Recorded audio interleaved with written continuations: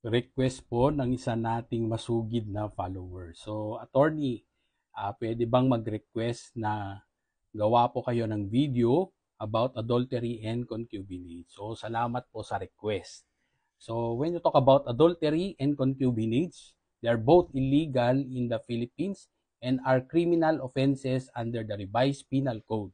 So, then again, they are both related to marital infidelity. So, explain naman natin sa Filipino. So, ayon sa Article 333 ng Revised Penal Code, isang krimen kung ang isang kasal na babae ay nagkarelasyong sexual sa isang lalaki na hindi niya asawa o nagkaanak sa isang lalaki na hindi niya asawa, at ang tawag dito ay adultery.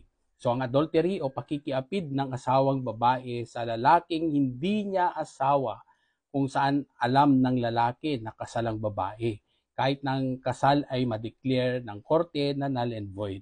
So ang isang sexual intercourse ay considered na isang count ng adultery, kung ilang beses ang sexual intercourse ay ganun din kadami ang count ng nasabing krimen.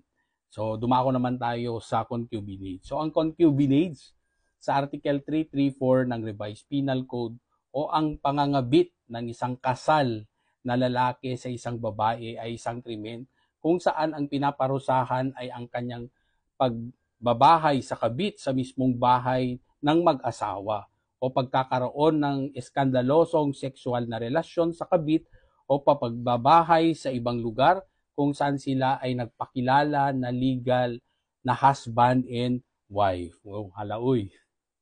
Kung kaya ang pagkakaroon ng anak sa ibang babae ay hindi agad matatawag na concubinage dahil hindi ang pagkakaroon ng anak sa kabit ang pinaparusahan ng batas, kundi ang pagbabahay ng kabit. Panatag ang loob ng taong may alam. Hanggang sa muli.